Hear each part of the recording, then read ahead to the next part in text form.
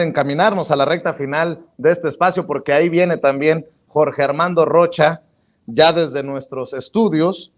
Fíjese que, y grábeme, don David, qué interesante lo que publica el periódico El País. Es un artículo dedicado, centrado a Adán Augusto López Hernández, secretario de Gobernación. Dice: el partido del presidente sufrió dolorosas derrotas en esos comicios. No tantas, pero suficientes para desnudar un costoso exceso de confianza y la necesidad de sacudir lo mismo a Morena que al gabinete. Al mes siguiente de ese revés, que le llevó a perder la mayoría calificada en la Cámara de Diputados, el mandatario anunció una reforma que suponía la desaparición del modelo comicial edificado en sucesivas negociaciones desde los años 90. Austeridad a rajatabla y autoridades electorales por voto popular, anunció el gobierno. Y unas semanas después trajo a Adán Augusto López Hernández, hasta ese agosto mandatario de Tabasco, para encabezar la Secretaría de Gobernación, cuya titular, Olga Sánchez Cordero, se había ganado una sonada fama por la irrelevancia de su influencia durante el primer trienio del gobierno de López Obrador. Desembarcó así en Bucareli un personaje cuyo nombramiento en la principal oficina del gabinete fue visto por la clase política lo mismo con extrañeza que con escepticismo. Máxime porque su arribo supuso que Julio Scherer Ibarra, tan poderoso como polémico abogado del gobierno, abandonaría el puesto de consejero jurídico y el gabinete mismo. 20 meses más tarde la situación no podría ser más distinta.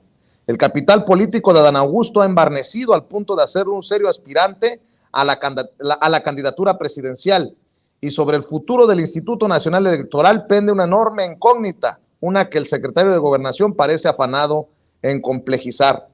La fotografía del encuentro del martes pasado entre Adán Augusto y el INE, que estrenó un día antes presidenta y 3 consejeros más, no podría ser más elocuente del papel que el primero quiere tener en el derrotero del segundo.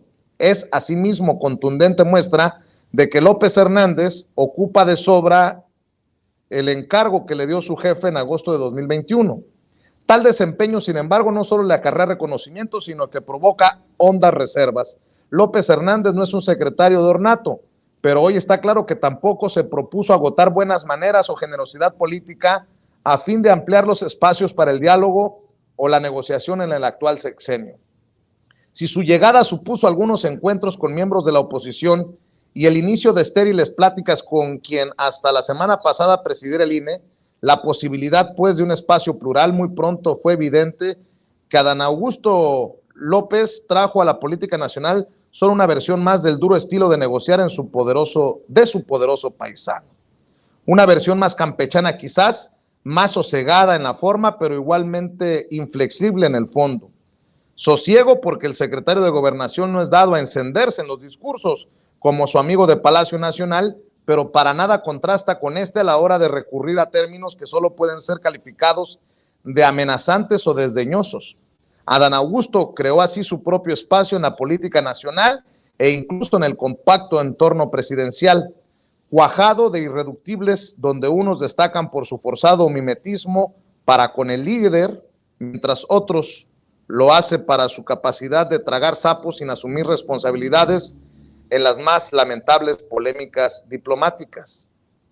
Dicen en Tabasco que algunos de sus naturales se caracterizan por macheteros, traducido esto como peleoneros y tercos, que se les da y gustan de la confrontación. En el gabinete de alguien tan machetero como Andrés Manuel López Obrador, Adán Augusto destaca por su propia manera de descalificar a los adversarios, de echar fuego a las polémicas, de pelear desde el poder. Adán Augusto no es el policía que llega con buenas formas a consentirte luego de que el policía malo te azotó en la mañanera. Es una versión distinta del mismo estilo, de la misma idiosincrasia del poder. Representa cuando mucho un cambio generacional de una forma de ejercer la autoridad en donde renace el partido de Estado y desaparece el legislativo. Porque López Hernández es también el jefe operativo de Morena y el líder indiscutible de las cámaras en el Congreso. Su llegada al gabinete supuso el fin del reinado de Ricardo Monreal en la Cámara Alta y el sometimiento de todos los asuntos electorales morenistas a su tutela.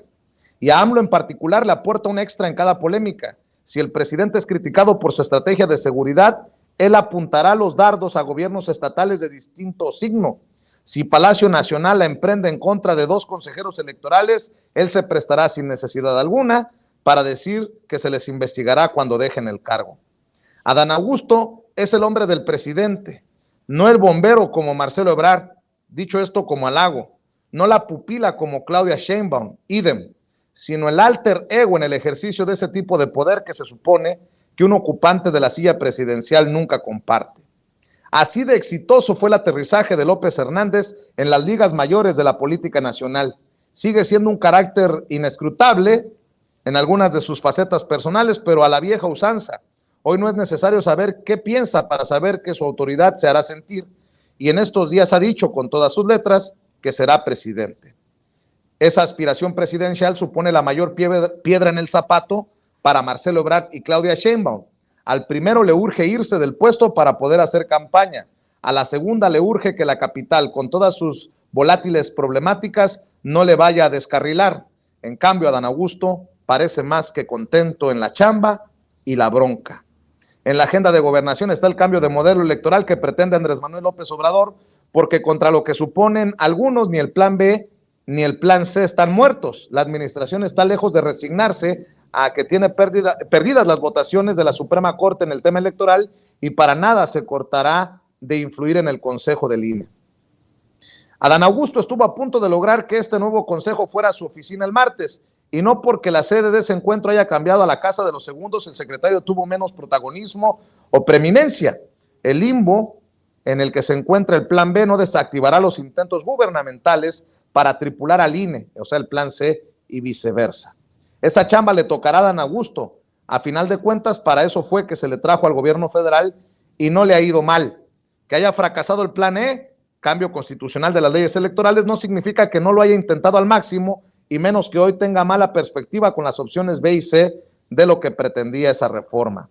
Tal será la plataforma de despegue para la eventual candidatura presidencial de López Hernández. Su capacidad para pelear e imponer el plan B y C le dará materia mediática y probaría su eficacia como operador político. Su jefe quiere un INE austero y obsecuente. Si logra lo primero, será popular. Si además logra lo segundo, AMLO se lo reconocerá.